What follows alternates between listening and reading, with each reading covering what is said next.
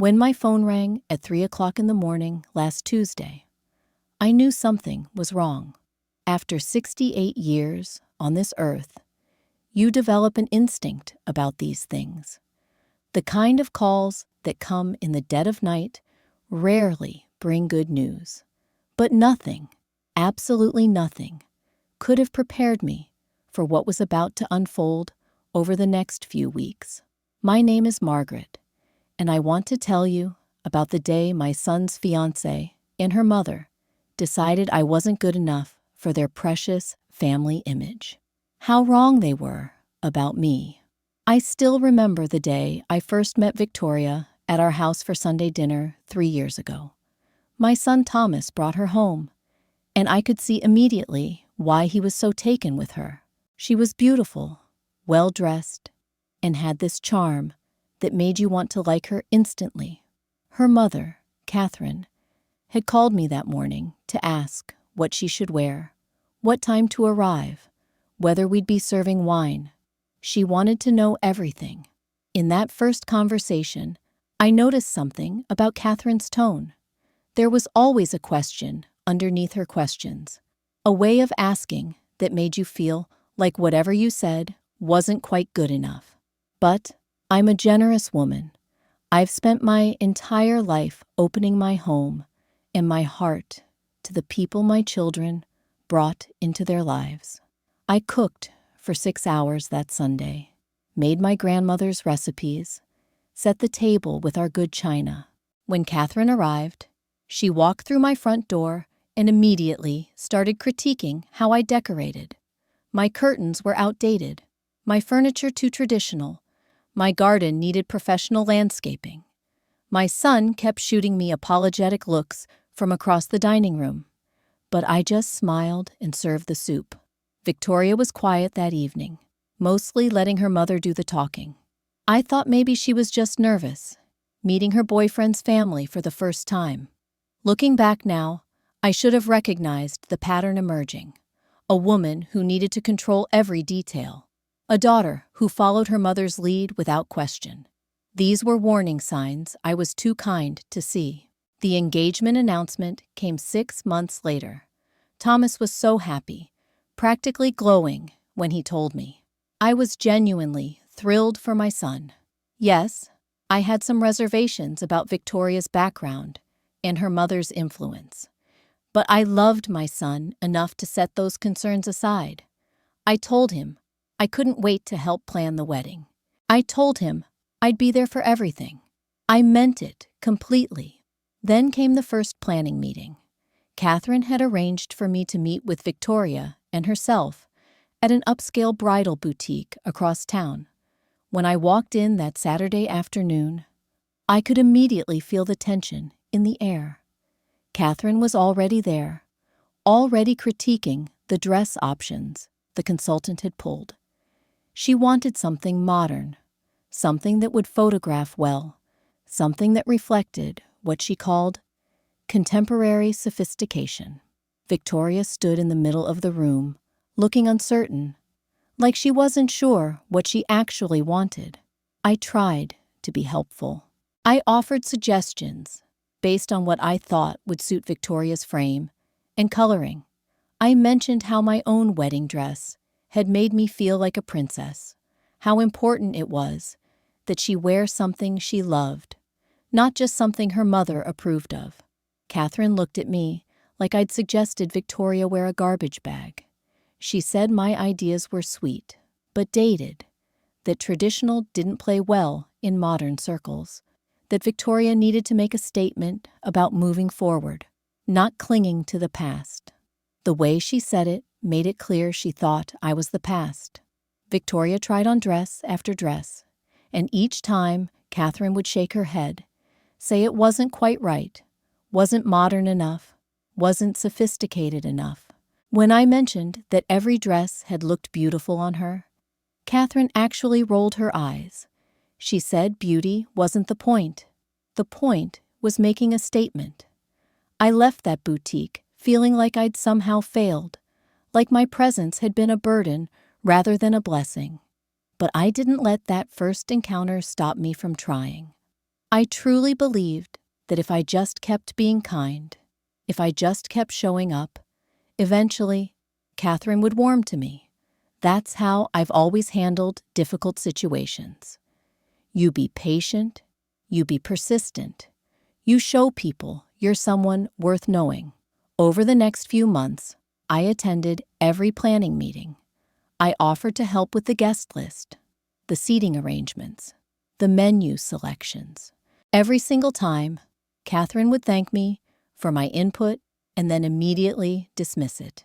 She'd tell me that things had changed since I got married, that the standards for weddings now were different, that what was fashionable in my day simply wouldn't work in hers. She found ways to insult everything about my generation, my taste, my understanding of what mattered. And every time she did it, I told myself it wasn't personal. She was stressed about the wedding. She was worried about how things would look. She probably didn't realize how her words landed. My son would call me occasionally to check on me, to make sure I wasn't upset. I always told him I was fine. Everything was fine. I understood these things took time. But inside, I was starting to feel something I hadn't felt in years, a creeping sense of being unwelcome in my own son's life. Victoria barely spoke to me during all of this. She seemed content to let her mother make all the decisions while she simply nodded along. I started to wonder what my son really knew about the woman he was marrying. I started to think about whether I should say something to him, really say something. Not just the polite brush-off I always offered when he asked if everything was okay. Then came the day Catherine informed me she'd be planning the bridal shower. She didn't ask if I wanted to do it. She didn't suggest we do it together. She simply called me one Tuesday morning and said that she and the bridesmaids had decided it would be better if she took the lead. She said they wanted it to be more upscale than what she called typical mother-in-law showers. Something with more style and sophistication. I felt something twist in my chest when I heard those words. I'd been planning to host the shower at my house, to invite all the women in our family and Victoria's extended circle, to make it personal and meaningful. Catherine's comment made it clear she thought that idea was beneath her standards. I told her I understood, that I was sure she'd do a wonderful job, that I'd like to help with whatever she needed. She said they'd already hired a professional event planner. There was really nothing for me to do. Nothing for me to do. Those words kept echoing in my head for days. I had raised my son from birth. I had taught him about family, about loyalty, about the importance of honoring the people who loved you. And yet somehow, I had ended up with nothing to do in his wedding celebrations. My role had been diminished to zero. I called Thomas that evening, not to complain, but to hear his voice, to remind myself that somewhere underneath all of this, he still loved me. He sounded distracted when he answered the phone. He had to rush off to meet Victoria and her mother to discuss the cake selection. The cake selection. I wanted to laugh or cry. I'm not sure which. A week before the shower, Catherine called me again. This time, she had a different tone. She sounded almost excited, almost like she wanted me to be impressed with her. She told me about the venue she'd booked, a private club downtown, with floor-to-ceiling windows overlooking the city. She told me about the caterer she'd hired, someone from the city who specialized in what she called elevated cuisine. She mentioned the custom invitations with Victoria's monogram, the decorator who was creating a sophisticated floral arrangement, the photographer who would capture candid moments all afternoon. On and on she went, listing all the expensive touches, all the ways she was making sure this shower would be something special, something people would remember. And then, almost as an afterthought, she said, "Of course, you'll be there. You're her future mother-in-law after all." We'd love to have you attend. Attend. Not plan. Not help. Not contribute. Attend. Like I was a guest to be managed, a seat to be filled, another face in a crowd. I said I wouldn't miss it for the world. I said it warmly, kindly, without letting her hear the ache in my voice. But inside, something in me had shifted.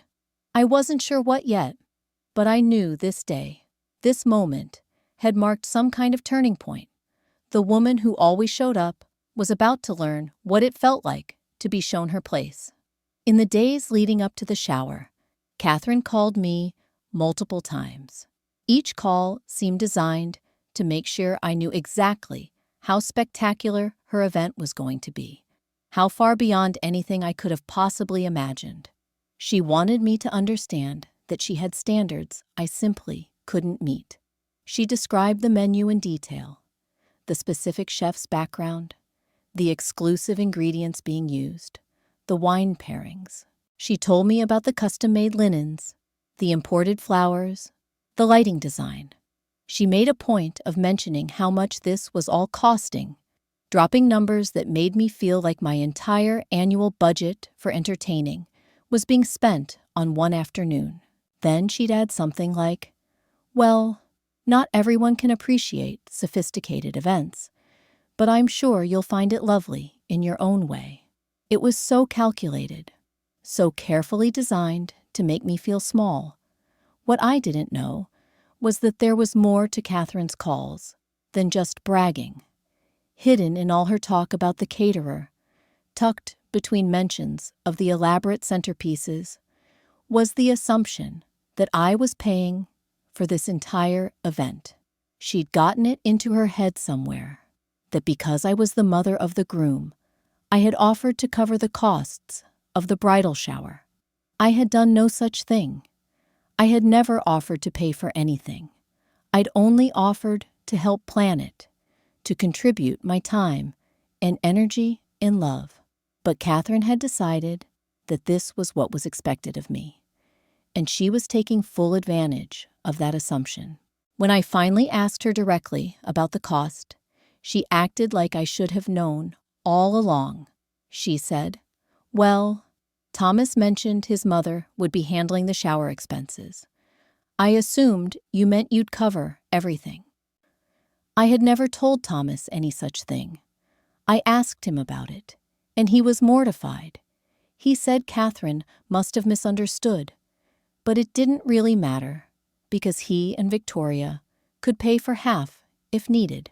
Catherine shut that down immediately.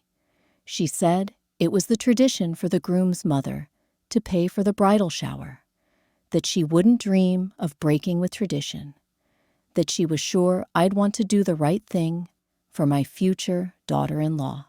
The passive aggression was absolutely masterful.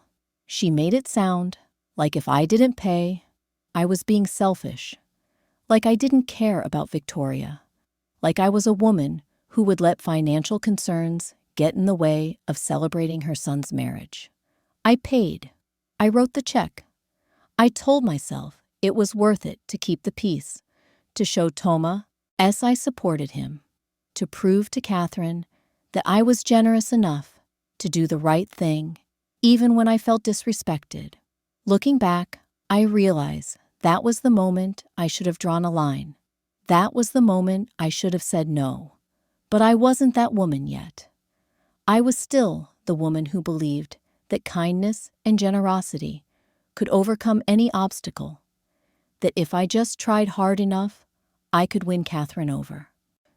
The week of the shower, I tried to involve myself in some small way. I called to ask if there was anything I could still contribute, any last-minute tasks that needed handling.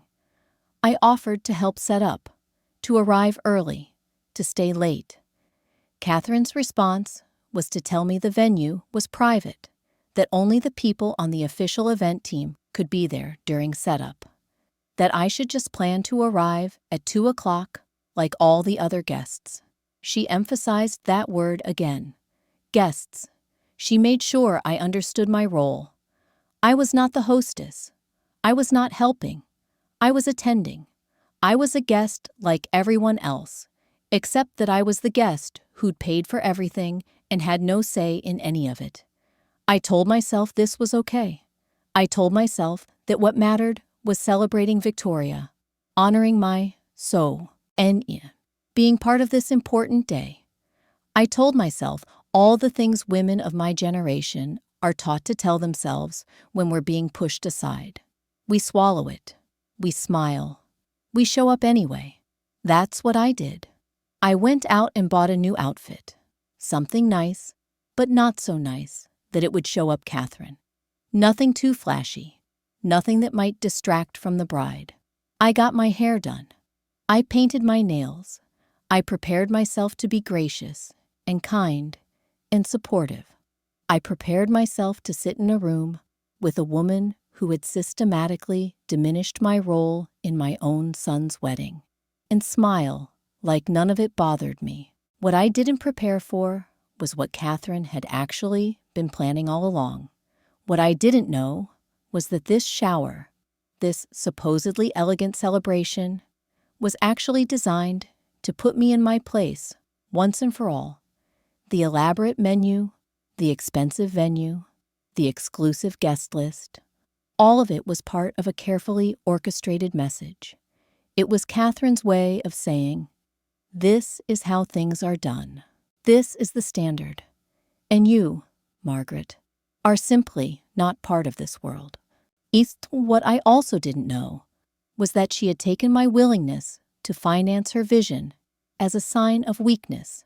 She interpreted my generosity as doormat behavior. She saw my kindness as an invitation to push harder, test further, see just how much I would endure before I finally broke. The final insult came 2 days before the shower, when Catherine sent me a text message with the catering menu. She'd written, "Thought you'd like to see what your money is going toward. The chef is absolutely world-class. I'm sure you're just thrilled to be able to provide this for Victoria." That tone, that constant, underlying condescension, that way of making a generous financial contribution sound like charity work, like I was so fortunate to be allowed to participate in this magnificent event at all. I didn't respond to the text. I just sat there holding my phone, looking at those words, feeling something crystallize inside me, something hard and clear and determined. For months, I had been absorbing Catherine's cruelty, dressed up as sophistication. I had been accepting her dismissal of my taste, my age, my value. I had been showing up anyway, again and again, hoping that eventually she'd recognize how much I loved my son, how much I wanted to be part of his life, how much I was willing to give. That night, I did something I hadn't done before. I got out a piece of paper and I wrote down all the moments, every single cutting remark Catherine had made, every time she'd rolled her eyes at my suggestions, every way she'd managed to diminish me while smiling that perfect smile, every backhanded compliment about how sweet I was, how traditional, how quaint. I wrote them all down because I wanted to be absolutely certain I wasn't overreacting. I wasn't misinterpreting. I wanted evidence, clear evidence, that this was deliberate. And when I finished writing, I had filled 3 pages front and back. That's when I knew. This wasn't me being oversensitive. This wasn't me reading too much into things. This was a woman who had made a conscious decision to attack me, to make me feel small, to establish her dominance in my son's life. And I had been allowing it. I had been enabling it by responding with kindness, by continuing to show up, by paying for this ridiculous shower. I sat at my kitchen table that night, and I made a decision. I was going to go to that shower. I was going to smile and be gracious and participate in Victoria's celebration. But I was also going to see exactly how far Catherine was willing to push me, because something had changed in me.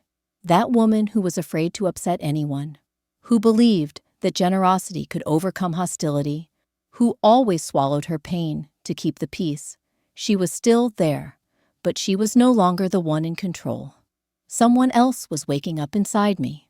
Someone who had spent 68 years being told to be nice, to be accommodating, to prioritize other people's comfort over her own dignity, and that someone had finally had enough. The night before the shower, I called the catering company. I told them my name was Margaret Hayes, that I was listed as the host for the event. The person on the phone confirmed they had me in their system. I asked them to verify my phone number and email, which they did. I said I wanted to confirm that I had the power to make last-minute changes to arrangements if needed. They assured me I did. I was, after all, the person paying for the entire event. After we hung up, I sat in my living room and I thought about Victoria.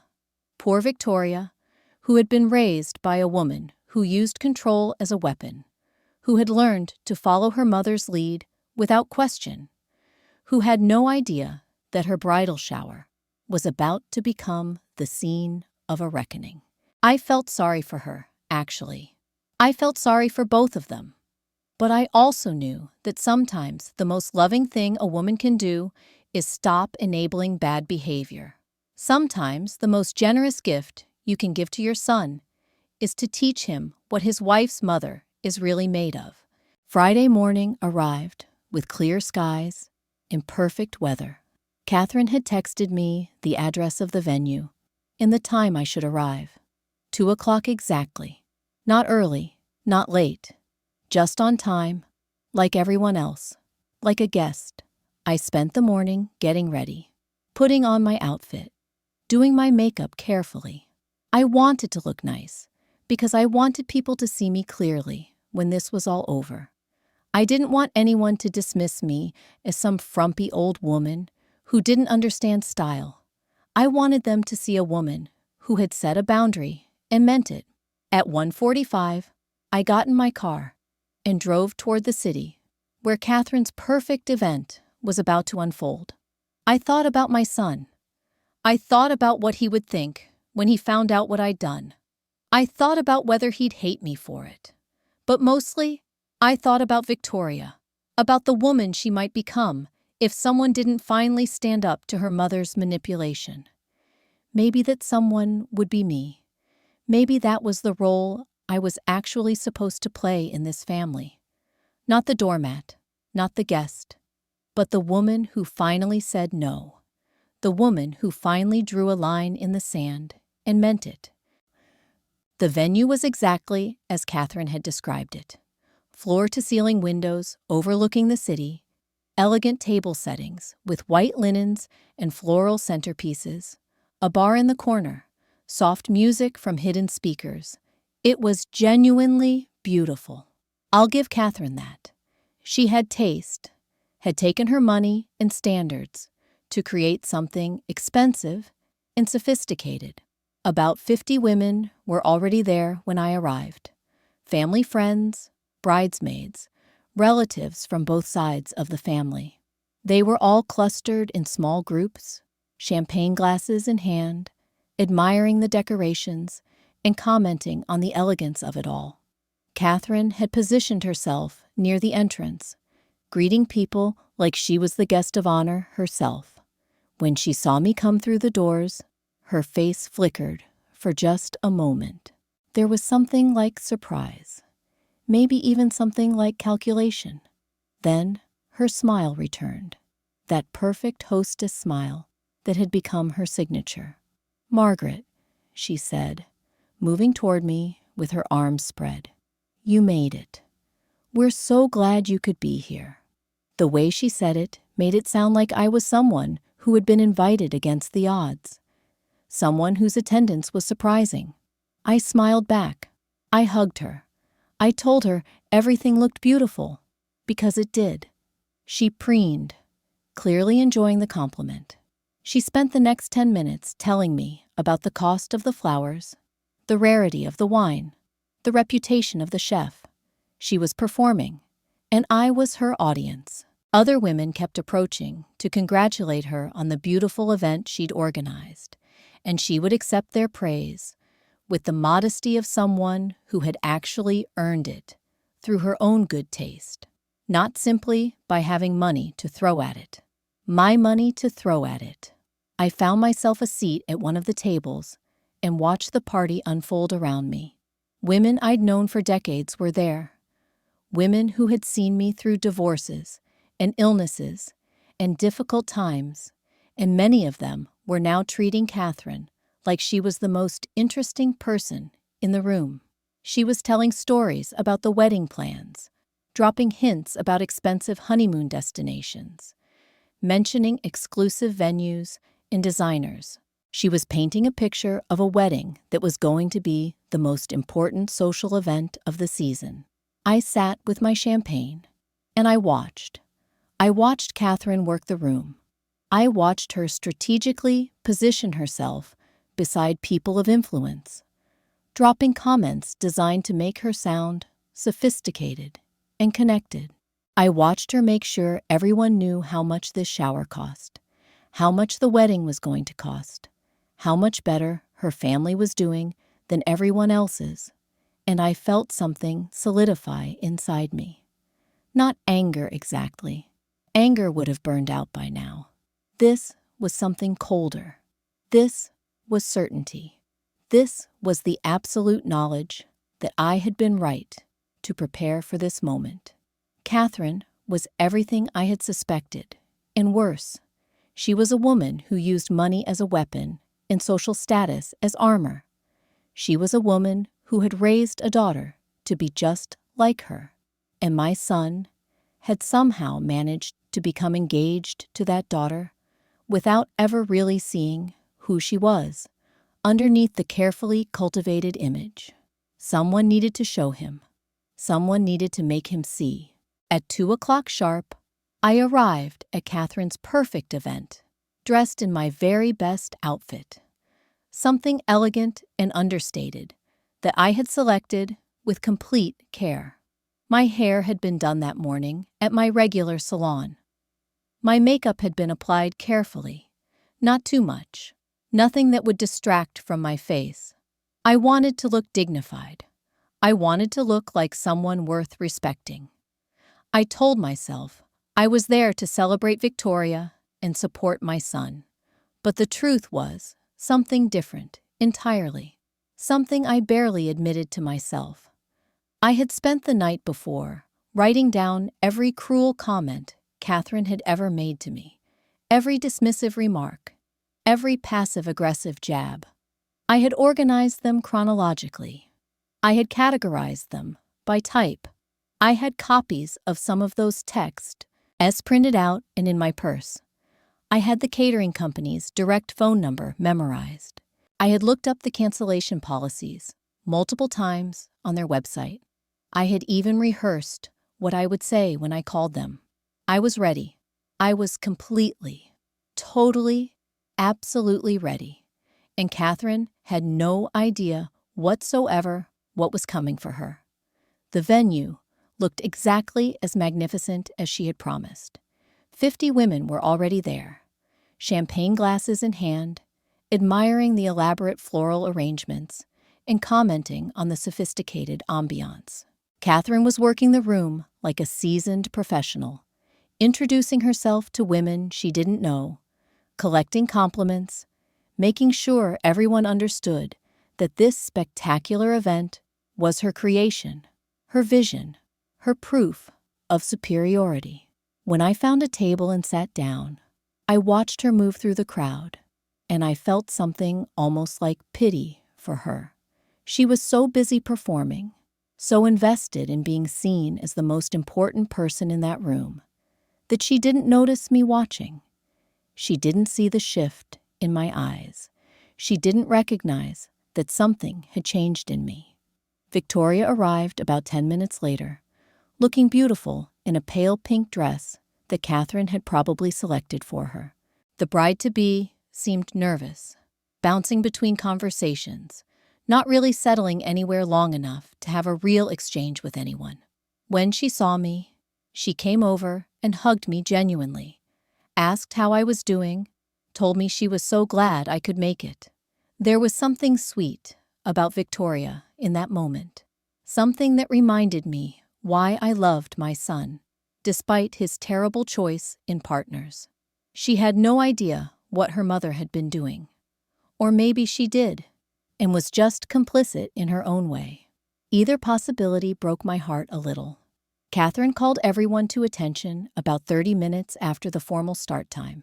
She stood in front of the assembled group of women and gave a speech about how honored she was to host this celebration, how important it was to mark this transition in Victoria's life, how she had personally overseen every detail to ensure the day would be absolutely perfect and memorable. She mentioned the cost of the flowers 3 times. She talked about the exclusive caterer, the imported wines, the specially designed menu. She painted a picture of a woman of taste and means, someone who understood what it meant to celebrate in style. She made sure everyone in that room understood that this event was a reflection of her sophistication and her financial resources. She never mentioned that I had paid for every single bit of it. After her speech, she sat down at the head table, positioned right next to Victoria, like she was co-starring in this celebration rather than supporting it. I watched her throughout lunch, watched her eat very little of the expensive food, watched her conduct interviews with different guests about their impressions of the event. She was collecting testimonials. She was building a narrative about her own importance. And every time I caught her eye, I smiled. Every time she looked my way, I smiled that same kind smile I had been offering her for months. What must have felt strange to her, though, was that my smile had changed. It no longer contained apology or uncertainty. It contained knowledge. It contained patience. It contained the smile of someone who already knows how this is going to end. Halfway through the meal, Catherine turned to me directly and asked, in a voice loud enough for people at nearby tables to hear, whether I thought the event was living up to my expectations. It seemed like an innocent question, but it wasn't. It was a test. It was her way of establishing her dominance, of making sure everyone heard her acknowledge me as the financier, while also making clear that the concept and execution were all hers. I told her it was absolutely beautiful, truly impressive, and that she had done an extraordinary job with the vision and the details. I said I was so glad I could contribute to making Victoria's Day special. The way I said it was perfect. I made it sound like I meant every word, which I did. I just didn't mean it the way she thought I did. The afternoon wore on with the usual bridal shower activities.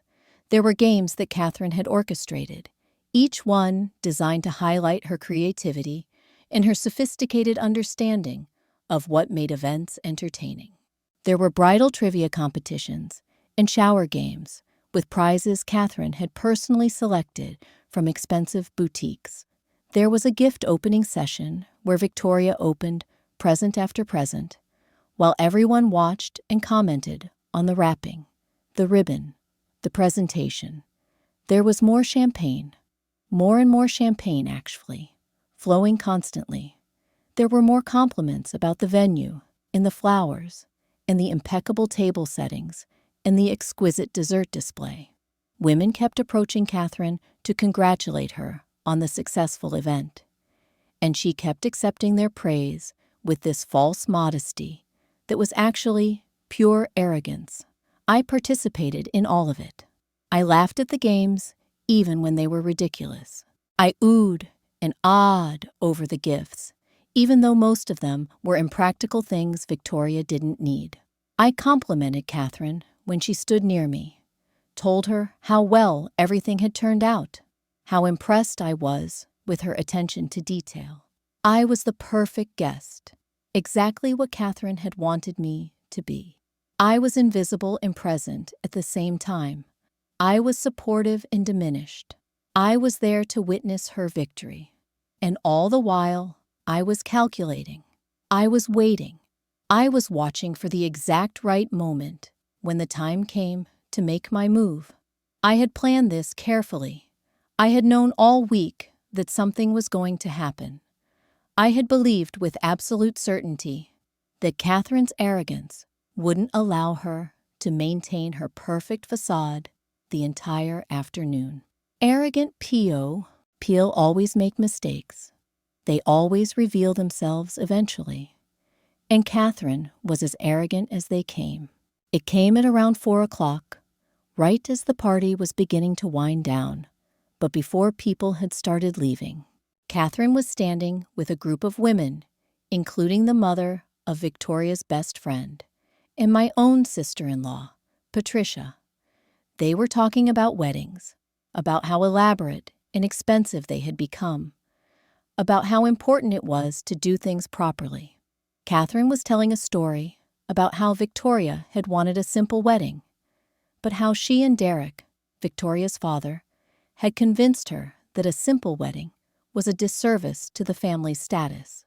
She said, and I heard every word clearly, that she couldn't have her daughter's wedding reflecting poorly on the family image, that people judge you by these things, that a person's worth is evident in how they celebrate the important moments.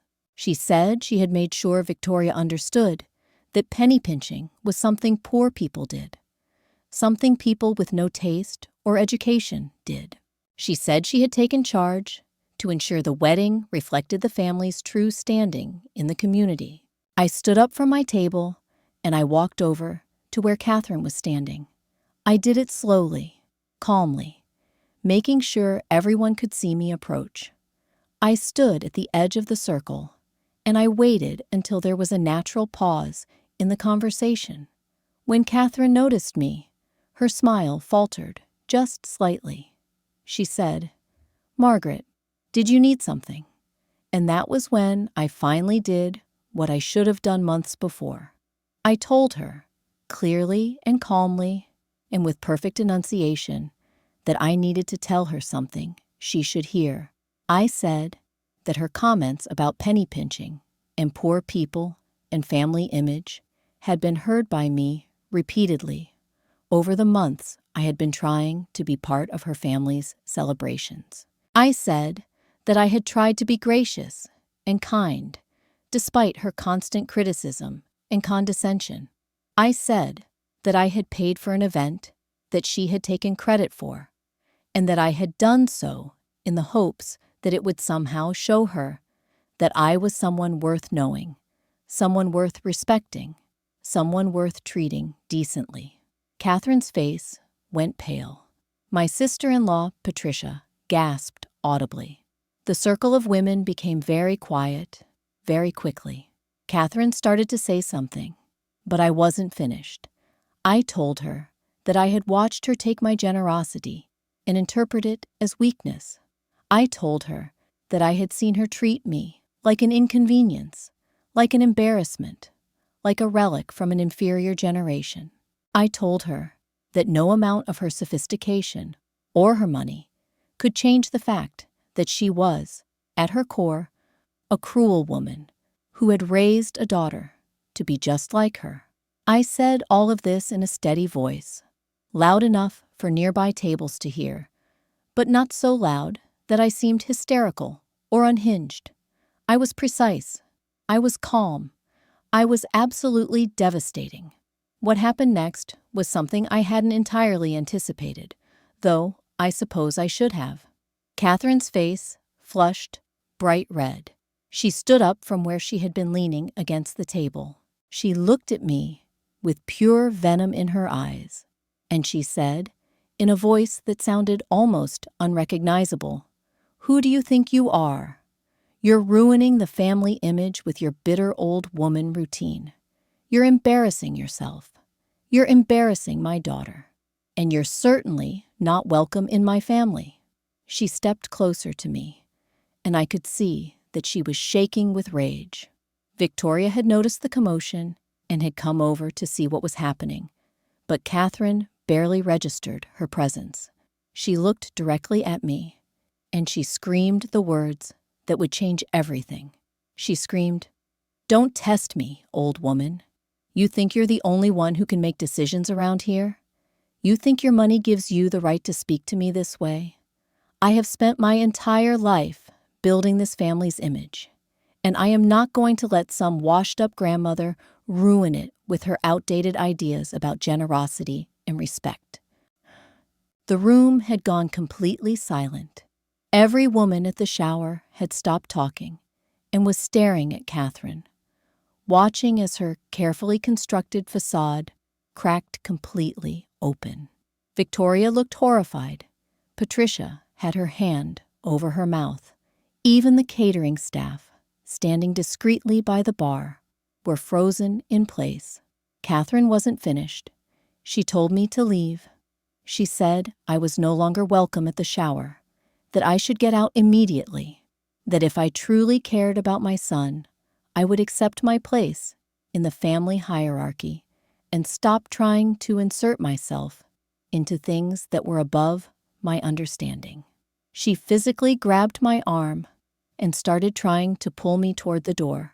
When I resisted, she raised her voice even higher and told me that I was an embarrassment, that I was pathetic, that she pitied my son for having to deal with a mother like me. I let her push me toward the exit. I didn't struggle. I didn't cry. I didn't protest. I simply walked to the door with my head held high, while 50 women watched in absolute silence. I could feel their eyes on me, could sense their shock and their confusion. Some of them were probably thinking I deserved what I got. Some of them were probably thinking Catherine had gone too far. But what I knew, what I could feel with absolute certainty, was that everyone in that room would remember this moment forever. They would remember Catherine's rage. They would remember her cruelty. They would remember the way she had physically touched me, grabbed me, forced me out, and they would remember the calm dignity with which I had left. Patricia followed me into the hallway outside the venue, her face shocked and concerned. She asked me if I was all right, if I wanted to call someone, if I needed anything. I could see the conflict in her eyes. She was Thomas's sister, but she was also someone who had known Catherine for years through the family. I told her I was perfectly fine. I told her that actually I had never felt better in my entire life. She looked confused, genuinely puzzled by my calm reaction to what had just happened. So I explained to her that I had come to the shower fully expecting something to happen, and it had happened more perfectly than I could have possibly planned. Catherine had done exactly what I needed her to do. She had shown everyone exactly who she really was, underneath all the sophistication and social posturing. She had revealed herself in front of 50 witnesses, all of them respectable women with functioning memories.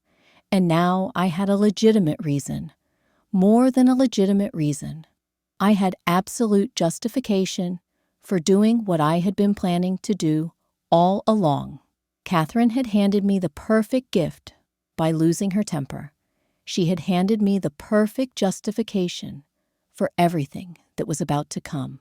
I drove home from the venue in a daze, not of confusion, but of absolute clarity. My hands weren't shaking. My heart wasn't racing. I was calm in a way I hadn't been since before I met Catherine at all. When I got home, I sat at my kitchen table with a cup of tea and my phone, and I looked at the phone number for the catering company. I had called them twice in the past months to confirm details, to ask about allergies and dietary restrictions, to make sure everything would be perfect for Victoria. The manager I had spoken with had been kind and professional. He had remembered my name. I called them back and asked to speak with the manager specifically. When he got on the phone, I explained that I was Margaret Hayes, the person whose name was on the contract as the financial host for this evening's event. He confirmed that yes, he remembered me, asked if everything had gone smoothly at the party. I told him that the food and service had been absolutely perfect, exactly what I had hoped for, and I was calling to give them an instruction about the remainder of the catering. I took a breath and I told him that due to circumstances beyond my control, the remaining portions of the catered event needed to be canceled and removed from the venue immediately. He sounded stunned. He asked what had happened, if there was a problem with the service. I told him that the problem was with the host, not with them, and that I would explain everything in writing, and would of course be paying their cancellation fee in full, plus a generous tip for their understanding. But for now, I was authorizing them to pack up whatever food remained and to remove all their serving equipment from the venue right away. He started to protest, said this would create a difficult situation, but I calmly explained that I had read the contract thoroughly and that I had every right to make this decision. The food was already paid for and consumed. The remaining services were mine to cancel. He could either do this professionally, or he could refuse, and I would dispute the payment entirely. By doing this professionally, I would pay him double his regular cancellation fee. He agreed. He said he would do it immediately, and that he would personally call the venue to explain that the cancellation was at the explicit request of the event's financial host. When Catherine called me, it was exactly 12 minutes after I hung up with the catering manager. I almost couldn't believe how fast the news had reached her. She was screaming before I even had a chance to say hello. She was demanding to know why I had canceled the caterer, how I could have done something so vindictive, so cruel, so deliberately destructive. She was threatening to sue me for breach of contract and sabotage and every other legal term she could throw at me.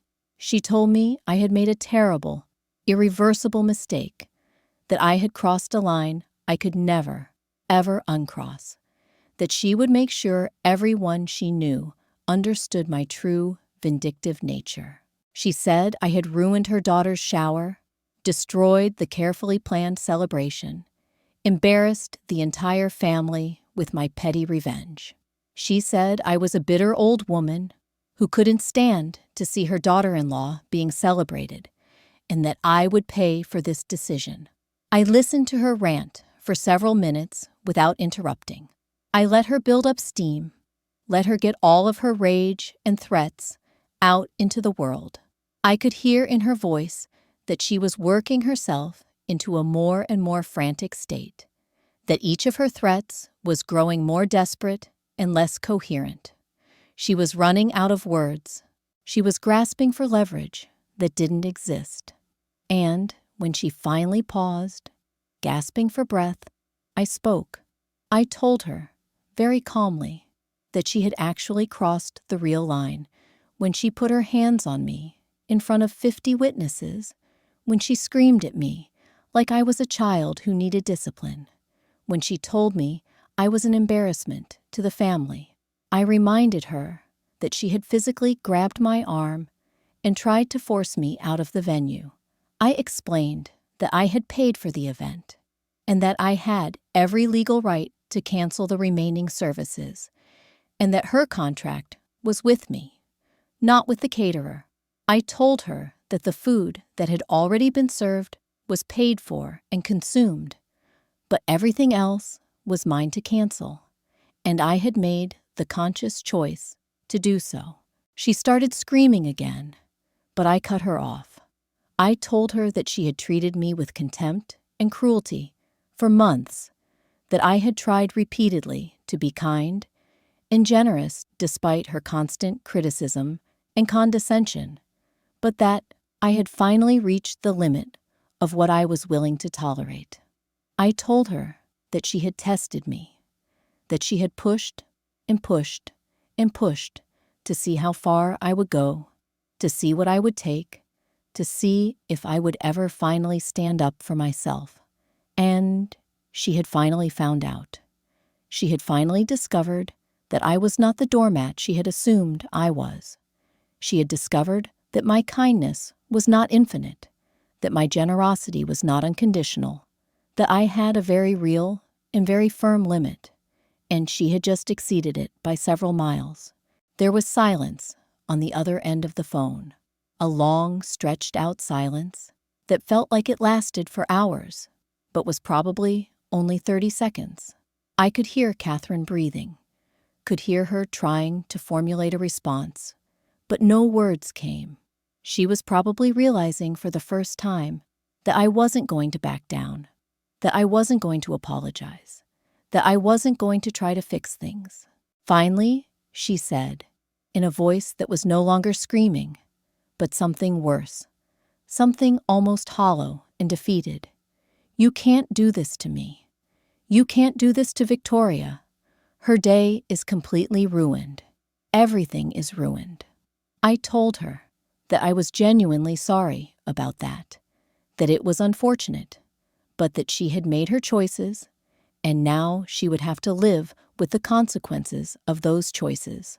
I told her that my son could hire another caterer if he wanted to, that they could salvage the event if they really wanted to, but that was no longer my concern. I told her that we were done. The conversation, the friendship, the trying to make things work between us, all of it was finished. Then I hung up the phone. I sat in my kitchen with my tea, and I felt something I hadn't felt in a very long time. I felt light. I felt free. I felt like I had finally broken a chain that had been binding me without my full awareness. Maybe it had been months of feeling that chain, or maybe it had been years, or maybe my entire life. But whatever it was gone now. I had done what I needed to do. I had drawn a line. I had meant it, and I had followed through. The next morning, I woke up feeling refreshed in a way that felt almost unfamiliar. My coffee tasted better. The sunlight coming through my kitchen window seemed brighter. Everything about the day felt like possibility rather than dread. I had spent so much of the previous months in a state of quiet anxiety, wondering when Catherine would strike next, wondering what fresh insult she had planned, wondering how much more I could take before something inside me broke. That wondering was finished now. The decision had been made. The line had been drawn, and I was standing firmly on the side of it that felt like peace. The phone started ringing before 10 o'clock. It was my sister-in-law, Patricia, and she was calling to check on me, to make sure I was okay after what had happened at the shower. She was trying to sound casual, but I could hear the concern underneath her words. She told me that after I left, the entire party had fallen apart. The caterer had arrived precisely on schedule and had informed Catherine that I had called and canceled the remaining service. Catherine had apparently screamed at them, told them they were making a terrible mistake, insisted that I had no right to do what I had done. But the catering manager had been polite but firm. He had explained that I was the financial host on the contract, that I had every legal right to cancel, and that he wasn't in a position to argue with me. The food that had been served was already paid for and consumed. The remaining items would be packed up and removed immediately. Patricia said that watching Catherine's face when she realized what had actually happened was the most shocking thing she had ever seen. It was like watching someone realize, all at once, that the comfortable world they had been living in was not as solid as they had believed. I thanked Patricia for calling, assured her that I was doing perfectly fine, and told her that I hoped Victoria was able to recover from the disruption. Patricia said that Victoria seemed less upset about the missing desserts and after-party snacks than she was about the fight between me and Catherine. She said Victoria had actually approached Catherine afterward and asked her why she had been so cruel, why she had screamed at her own husband's mother. Catherine had apparently become defensive, blamed me for ruining the event, insisted that I had provoked her with my accusations. Victoria had walked away shaking her head, and Patricia said she didn't think Victoria was as supportive of Catherine's version of events as she had been before. That information was satisfying in a way I hadn't anticipated. I hadn't been trying to turn Victoria against Catherine, but I supposed that sometimes honesty about who someone really is works better than any manipulation ever could. The calls kept coming throughout the morning. Some were from family members wanting to know what had happened. Others were from neighbors who had heard about the incident through the community gossip network. By noon, I had spoken with at least a dozen people, and each conversation followed a similar pattern.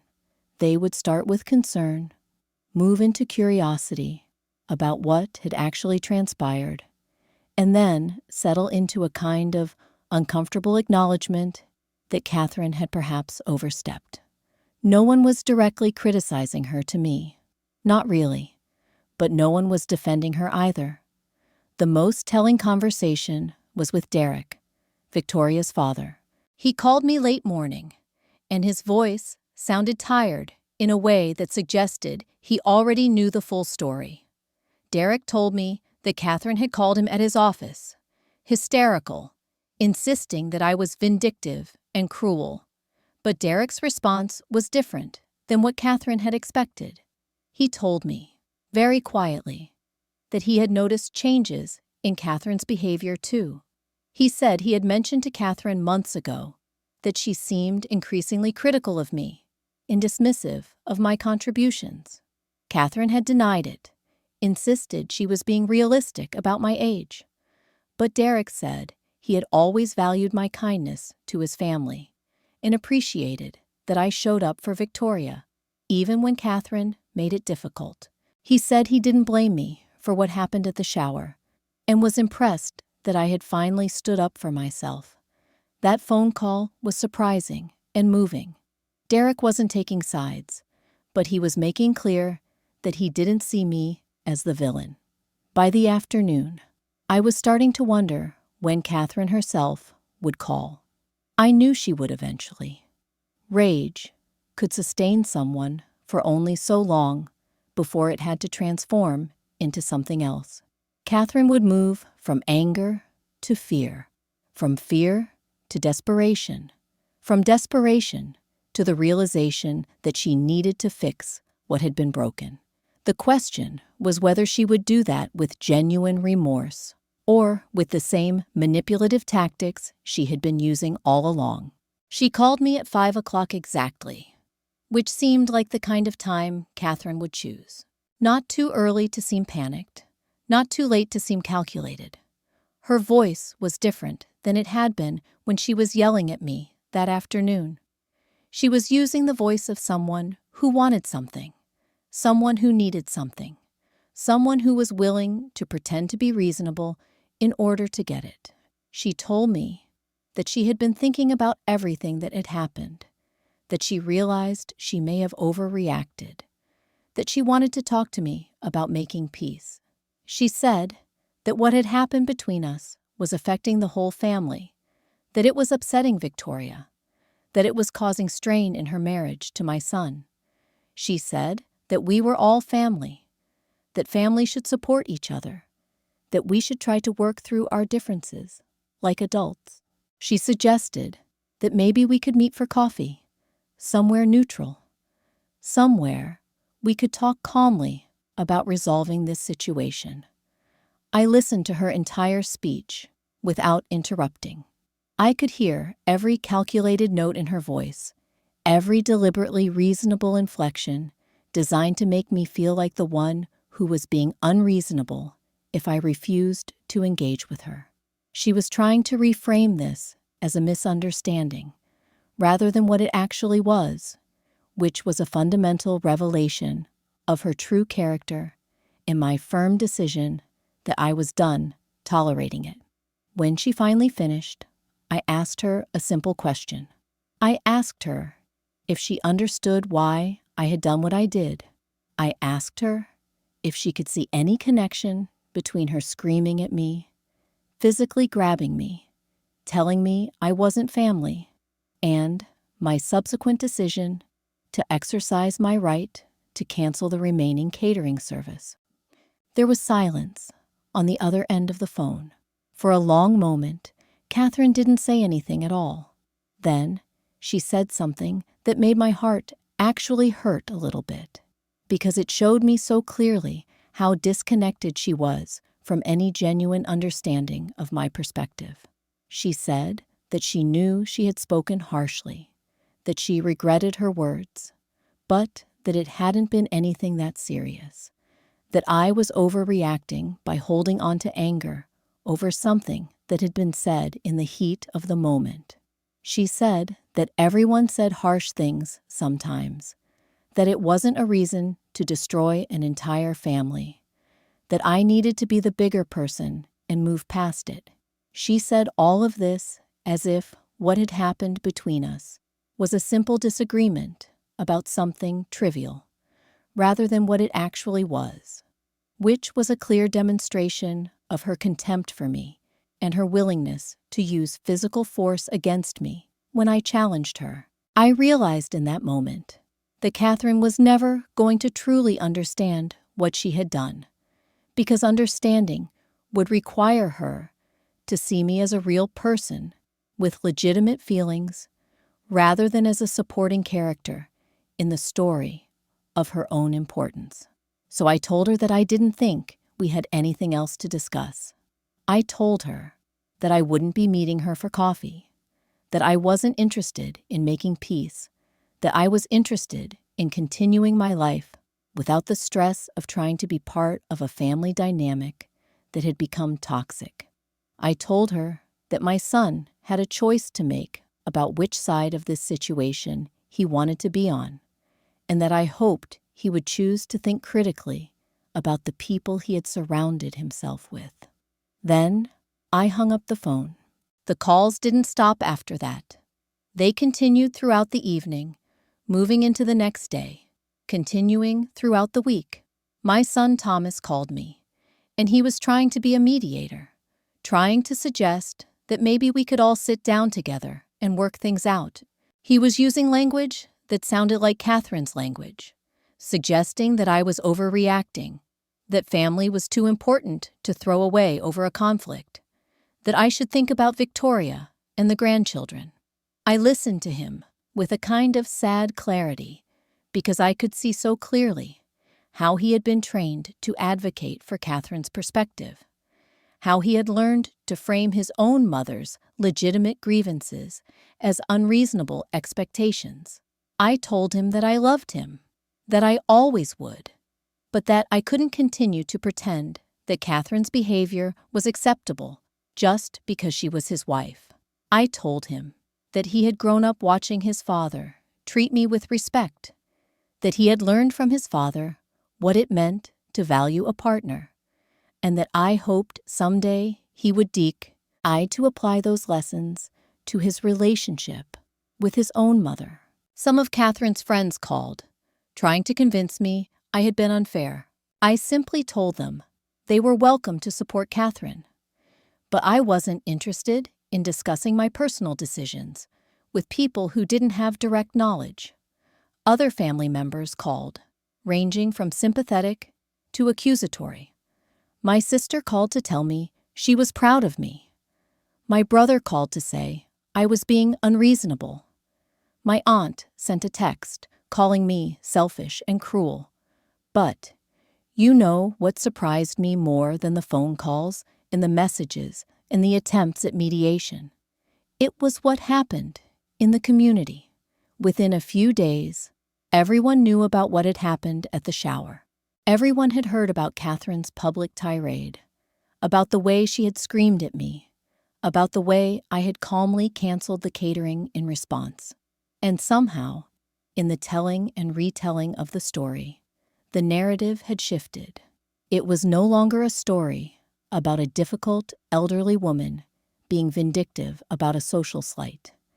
It had become a story about a woman standing up for herself against someone who had been treating her poorly. The women who had been at the shower started telling the story to other people, and each time the story was told, more people understood my perspective. More people could see that Catherine had crossed a line. Mrs. Patterson from next door told me that she had mentioned the incident to several of her friends from church, and that they had all expressed empathy for what I had gone through. The owner of the grocery store where I shop told me that he had heard about the situation and that he thought I had handled it very well. Even the librarian mentioned to me that she had heard about the incident and that she was impressed by my composure. Catherine's image in the community had shifted overnight, almost without her realizing it was happening. She had spent months painting me as a confused, potentially dangerous, elderly woman who needed to be managed and monitored. And then she had blown that entire narrative apart by having a public meltdown in front of 50 witnesses.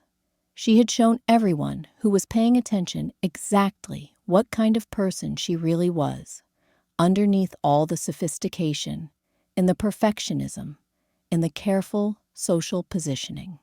She had revealed herself to be someone who was willing to scream, to threaten, to physically grab someone, rather than have her authority or her status questioned.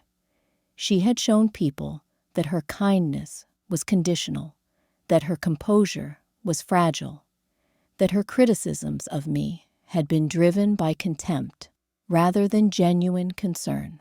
I didn't embellish what happened, but when people asked directly, I told the truth about the shower and my decision to cancel the catering. The truth was damaging enough without embellishment. People could see for themselves what kind of person Catherine was. By the end of the first week, Catherine had stopped trying to convince people I was the villain. She shifted to making people sympathize with her as someone humiliated by my actions. She told people I had been cruel and had damaged her reputation deliberately. She tried to reframe my reaction as aggression rather than self-defense, but this strategy wasn't working because people had seen what happened at the shower. They had watched Catherine scream and grab. They had watched me leave with dignity. No reframing would change what people had witnessed. Catherine had lost this battle the moment she lost her temper. When she screamed at me and grabbed my arm, she gave me perfect justification for doing what I wanted to do. She had handed me permission to stop trying to make things work. By the second week, a new phase had begun. Catherine had apparently realized that direct attempts to manipulate me into accepting an apology weren't working, so she shifted to trying to use my son as a go-between, as someone who could convince me to be more reasonable. Thomas called me multiple times, sometimes friendly and sometimes frustrated, trying to convince me that Catherine was genuinely sorry for how she had handled things at the shower, that she was willing to move forward if I would just meet her halfway. I told him repeatedly that Catherine had never actually apologized for what she had done, that she had tried to reframe her behavior as a misunderstanding, rather than as an actual assault on my dignity.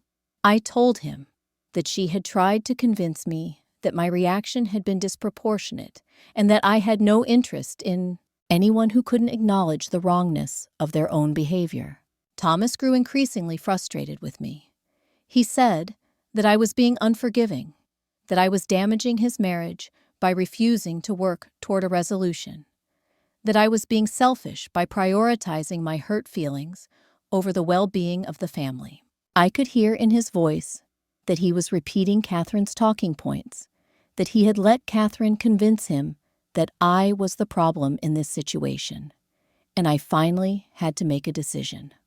I had to decide whether I was going to continue trying to maintain a close relationship with my son while accepting that he was going to allow his wife to mistreat me, or whether I was going to create some distance between us until he was willing to acknowledge that what had happened between Catherine and me wasn't a simple misunderstanding that could be resolved with compromise. I chose distance. It wasn't a happy choice, but it was a necessary one. I told Thomas that I loved him, that I always would, but that I couldn't continue to have conversations where I had to defend my own dignity to him. I told him that if and when he decided that his wife's behavior toward me was unacceptable, I would be open to rebuilding our relationship. But until that time, I thought we should have less frequent contact. I told him that I would always be his mother, but that I couldn't be the one managing his marriage or the one compromising my own well-being to make Catherine feel more comfortable about the consequences of her own actions. After that conversation, the calls stopped. The messages stopped. The attempts at mediation stopped. There was a silence that fell over my relationship with my son, and it was a painful silence, but it was also a necessary one. Because sometimes the only way to make people understand that you won't tolerate mistreatment is to demonstrate that you're actually willing to separate yourself from them. Words aren't enough. Action is what changes things. But while one relationship was fracturing, other relationships in my life were deepening and becoming more real. Patricia called me less frequently about family drama, and more frequently just to talk to me as a friend. She started inviting me to do things that had nothing to do with Catherine or Thomas. We went to see a movie together. We went to lunch at a restaurant I had been wanting to try. We talked about books and gardening and the things that interested us, rather than constantly navigating the minefield of what Catherine had done or said. Derek occasionally called to check in on me, to make sure I was doing all right. He would mention little things about the family dynamics, nothing dramatic or urgent, just him being a decent person who cared about how I was managing the fallout. My sister, the one who had called to tell me she was proud of me, started calling more regularly. She invited me to spend a weekend at her house. She told me that she had always seen Catherine's treatment of me as unfair, but that she hadn't wanted to cause conflict with our brother by saying so. Now that I had drawn a clear boundary, she said she felt free to admit how she had really felt about the situation. We had conversations that I think were long overdue. Conversations about how I had tried so hard to be accepted by Catherine, how I had tolerated so much disrespect in the name of family harmony, how I had taught my son, indirectly, that it was acceptable to devalue his own mother. The weeks passed, and I found myself settling into a new rhythm. I had fewer obligations, fewer family dinners to attend, fewer events to prepare for or contribute to. But I also had fewer disappointments, fewer moments of being taken for granted, fewer nights spent feeling hurt and disrespected. I had more time to do the things that brought me joy. I traveled a bit. I spent more time with my sister. I started volunteering at the library, something I had always wanted to do, but had never had time for because I was always managing family obligations. I reconnected with old friends. I started taking a pottery class, something I had been interested in for years, but had never pursued. One day, about 6 weeks after the shower incident, I ran into Catherine at the grocery store. It was the kind of encounter that I had been dreading and also kind of expecting. She was in the produce section, looking at tomatoes, and I was looking at apples. We saw each other at roughly the same moment. For a second, I wondered if she was going to try to approach me, to try to have some kind of conversation or confrontation. But she didn't. She just kind of froze for a moment, made brief eye contact with me, and then turned and walked away. There was something in that moment that felt like acceptance on her part, like she had finally understood that this wasn't something that could be negotiated or manipulated or fixed. She had lost, not in some dramatic final confrontation, but in the quiet aftermath, when it became clear that I wasn't going to change my mind. I haven't seen Catherine at any family events since that day at the grocery store. I don't know if she's been specifically avoiding me, or if she's just been less interested in attending the kind of events where I might be present. I don't really care either way. What I do know is that I'm happier than I have been in years. I'm living my life for myself, rather than trying to earn acceptance from people who have made it clear that their kindness is conditional. I'm spending my time with people who value me and appreciate my presence, rather than people who resent my generosity and treat my kindness as weakness. I'm doing things I enjoy, rather than constantly managing family dynamics and trying to keep the peace. My relationship with Thomas remains strained. He still calls me, occasionally, usually around holidays or my birthday, and our conversations are cordial but careful. I know that he's probably hoping eventually I'll soften, that I'll apologize for the distance I've created, that I'll welcome Catherine back into my life with open arms. But I'm not going to do that. I'm not going to pretend that what happened didn't matter. I'm not going to teach my son that it's acceptable to side with his wife against his mother when his wife is clearly in the wrong.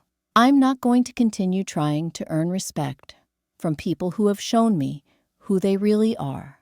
Sometimes I think about that moment in the shower when Catherine screamed at me.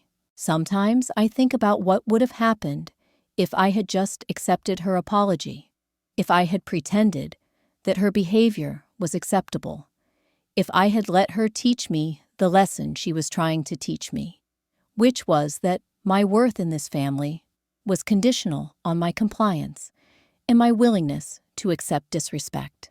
And I'm grateful every single day that I didn't do that. I'm grateful that I finally understood what my kindness had been costing me. I'm grateful that I finally had the strength to say no, to draw a line, to protect myself. The truth that I've learned through all of this is something that I wish I had understood years ago.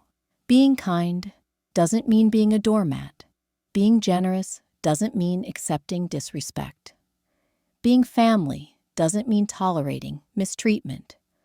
Sometimes the kindest thing you can do for yourself is to create distance from people who have shown you that they don't value that kindness. Sometimes the most generous thing you can do is to preserve your own dignity, rather than spend your remaining years trying to earn acceptance from people who will never give it. And sometimes being a real family member means knowing when to let go rather than holding on. Catherine taught me something valuable, even if it wasn't the lesson she intended to teach. She taught me what my boundaries were. She taught me that I had the strength to stand up for myself. She taught me that I didn't need her approval to live a good life. And for that, despite everything that happened between us, I'm actually grateful. Not grateful enough to forgive her or welcome her back, but grateful enough to see that this entire difficult chapter has made me into someone stronger, someone more authentic, someone more true to myself. And that, I think, is the most important victory of all.